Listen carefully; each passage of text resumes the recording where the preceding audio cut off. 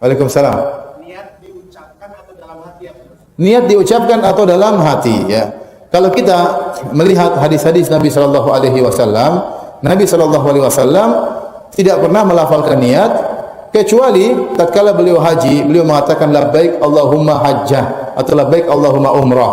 Itu pun artinya ya Allah aku penuhi panggilanmu untuk umrah. Itu pun kata para ulama Nabi tidak sedang melafalkan niat, tapi Nabi sedang bertalbiyah. Sedang apa? Bertalbiyah. Oleh karenanya tidak diriwayatkan dari Nabi sallallahu alaihi wasallam, jangankan dalam hadis-hadis yang sahih, hadis-hadis yang palsu pun tidak ada dalil bahwasanya Nabi melafalkan niat. Misalnya salat zuhur, usolli, mau tayamum, aku berniat tayamum, mau jamak, aku berniat jamak, mau wudu, aku berniat wudu. Seandainya Nabi pernah lafalkan, pasti sudah ribuan hadis meriwayatkan. Inilah lafal Nabi tatkala wudu, inilah lafal Nabi tatkala salat, inilah lafal Nabi tatkala begini, tatkala begini.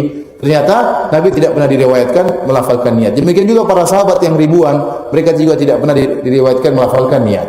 Lantas pelafalan datang dari mana? Kalau kita telusuri dalam buku-buku fikih, pelafalan niat itu datang dalam buku-buku mazhab Syafi'i, terutama mazhab Syafi'i yang mutaakhirin, yang belakangan.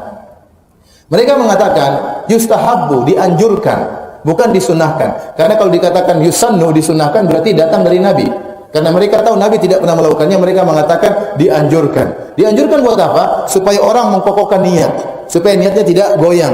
Maka sebelum dia sholat dia ngomong dengan sir, dengan pelan, sholli fardhu dhuhri, untuk mengkokohkan saja, untuk mengkokohkan saja. Jadi tidak perlu keras-keras. Usolli fardhu dhuhri arba'a raka'atin. Ya orang juga sudah tahu ente salat zuhur, enggak usah bilang-bilang sama tetangga kanan kiri. Tujuannya bukan untuk melaporkan kepada tetangga kanan kiri, bukan ya. Tujuannya menurut ulama Syafi'iyah adalah untuk mengkokohkan niat. Maka perlu dilafalkan cuma dengan apa? Sir.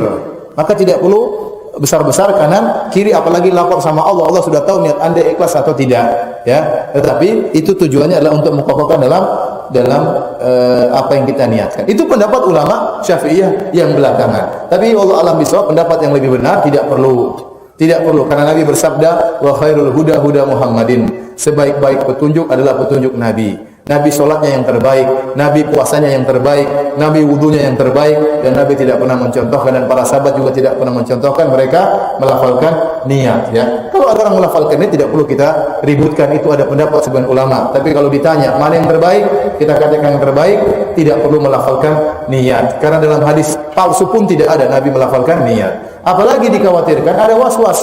Dan itu terjadi. Orang mau sholat dia was-was. Usolli Allah, enggak jadi lagi. Banyak gitu kejadian gitu. Di samping saya gelisah ulang-ulang, kasihan. Nanti diganggu setan dia. Qul a'udzu birabbin nas, malikin nas, ilahin nas. Jadi akhirnya seakan-akan nanti begitu imamnya mau rukuk langsung dia mantap, Allahu Akbar. Takut ketinggalan rukuk. Jadi terkadang sampai timbul was-was.